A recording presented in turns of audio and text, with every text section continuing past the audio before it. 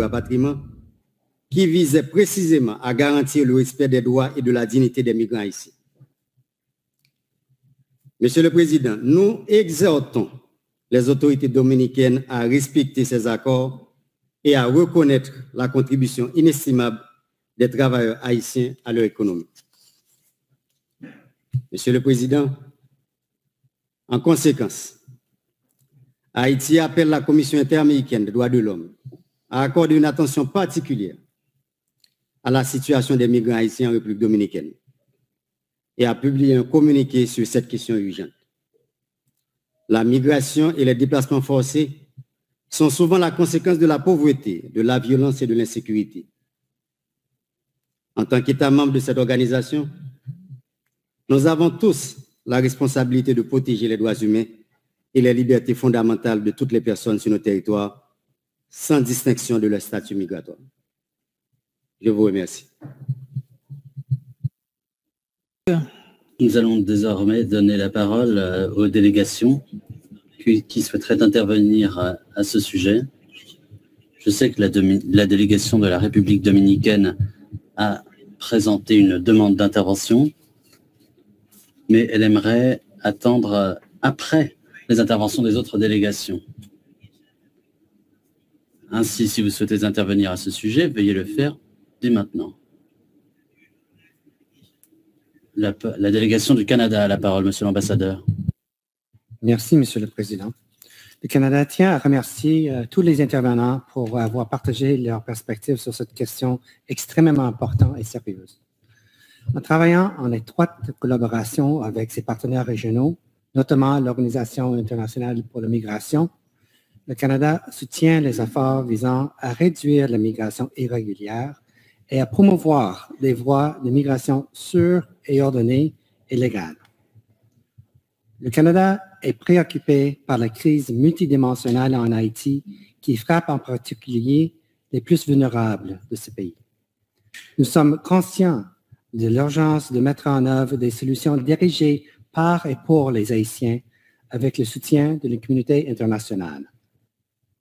Il faut donc noter que l'expulsion forcée des Haïtiens peuvent avoir une répercussion significative sur la stabilité d'Haïti, l'île d'Hispaniola et la plus grande région.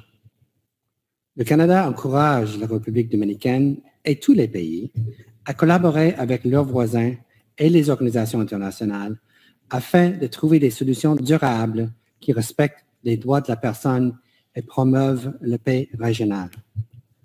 Le Canada, bien sûr, respecte et reconnaît le droit de chaque pays de faire respecter leurs règlements en matière de migration sur leur territoire. Mr. Chair. Monsieur le Président, nous apprécions le rôle de la République dominicaine dans la reconnaissance des droits de la personne, notamment en tant que membre du Conseil des droits de l'homme de l'ONU pour la période 2024-2026.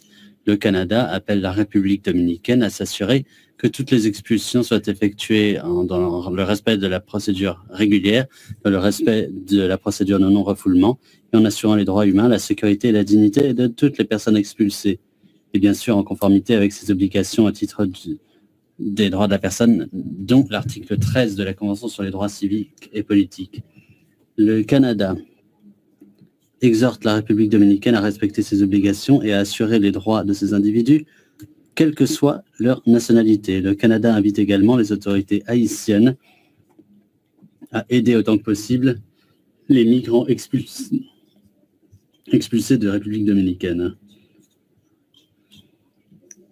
Le Canada continue d'encourager le gouvernement de transition d'Haïti à s'efforcer de rétablir la sécurité et l'ordre démocratique pour améliorer les conditions de vie de la population haïtienne.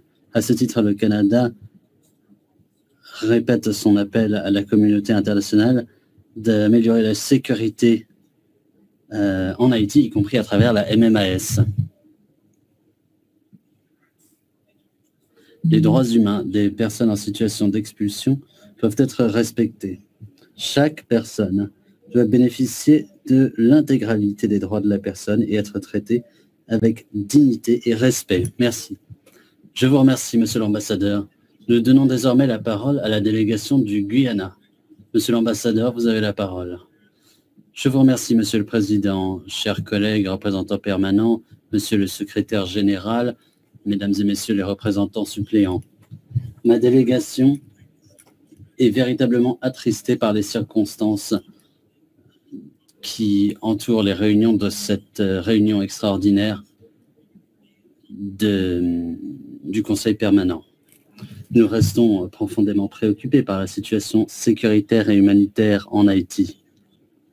Le pays et son peuple ont besoin de notre soutien et de notre compréhension, étant donné la portée des défis auxquels ils continuent d'être confrontés.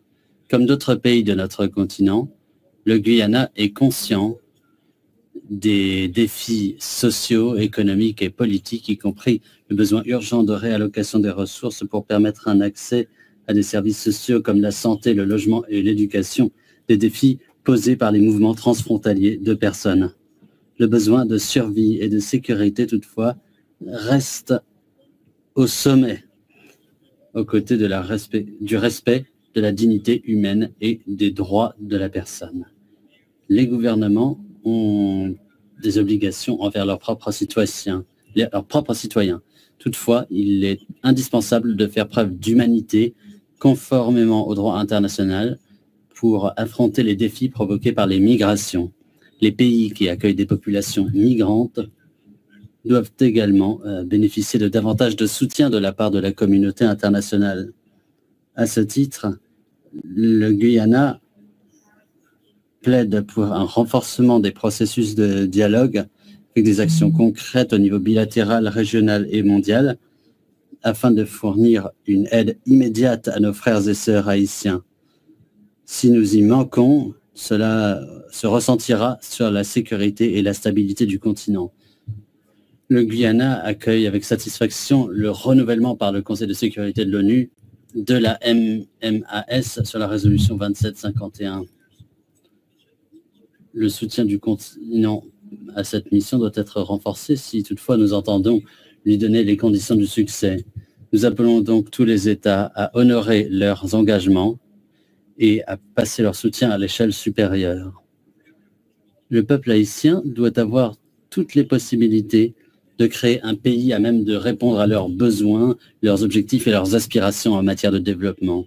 En tant que membre de la communauté caribéenne et de l'OEA, le Guyana reste attaché à cette œuvre. Merci, Monsieur le Président. Je vous remercie, Madame l'ambassadeur. Nous allons maintenant donner la parole à la délégation de la République dominicaine. Merci, Monsieur le Président. Monsieur le Président du Conseil permanent, Monsieur le Secrétaire général, Monsieur le Secrétaire général adjoint, Mesdames et Messieurs les représentants permanents et suppléants, les observateurs permanents, Mesdames et Messieurs. Je voudrais commencer cette intervention en vous présentant les excuses de l'ambassadeur Cordero, qui est en République dominicaine pour gérer des questions liées au sommet des Amériques. Le gouvernement dominicain rejette les accusations de mauvais traitement lors du processus de rapatriement.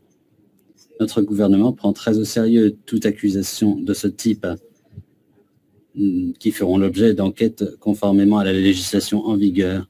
Les coupables, le cas échéant, seront sanctionnés dans la pleine portée de la loi. C'est un thème bilatéral que les deux pays doivent traiter dans le cadre des espaces institutionnels de dialogue existants.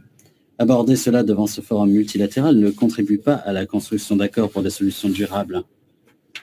Face à des thèmes comme celui-ci qui préoccupent les deux pays, et ces thèmes sont si nombreux. Cette session est l'occasion de mettre dans le contexte du Conseil permanent les mesures adoptées récemment par le gouvernement de la République dominicaine. Les mesures annoncées par le Conseil de sécurité et de défense nationale de la République dominicaine cherchent à renforcer les mesures existantes visant à remédier à la situation de notre pays. Une situation due à des pressions migratoires haïtiennes immenses. Ces décisions interviennent dans le contexte d'un respect le plus strict du droit international et de l'attachement de l'État dominicain à garantir la sécurité nationale et le respect des droits de la personne. Face à cette réalité, le Conseil de sécurité et de défense nationale a mis en œuvre une série de mesures supplémentaires pour renforcer la surveillance aux frontières et démanteler les réseaux de traite des personnes. Il s'agit d'une étape indispensable non seulement pour protéger notre sécurité, mais aussi pour lutter contre les mafias qui bénéficient de la souffrance et de la vulnérabilité des migrants.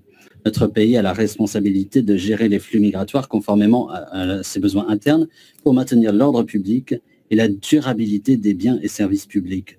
Dans son discours lors de la 79e session de l'Assemblée générale de l'ONU, le président Louis Abinader a dit, je cite, « Depuis plus de 3 ans, l'instabilité dans le pays voisin génère une pression considérable sur notre sécurité. Nous sollicitons avec fermeté l'implication de la communauté internationale dans un rôle de leadership durable pour la stabilité en Haïti. » Fin de citation. À plusieurs reprises, nous avons affirmé que la crise actuelle en Haïti a des conséquences disproportionnées sur la République dominicaine compte tenu de la hausse des demandes de services de base de la part d'un nombre considérable de ressortissants du pays voisin. Pour vous donner une idée, l'an dernier, la prise en charge médicale de migrants haïtiens a représenté 9,9% de l'ensemble des services proposés par notre système de santé. Plus particulièrement, 35,8% de l'ensemble des naissances dans les hôpitaux publics en République dominicaine en 2023 ont été des accouchements de femmes haïtiennes. Et le nombre de patients hospitalisés pendant cette même année de nationalité haïtienne s'est élevé à 68 391 en 2023 également.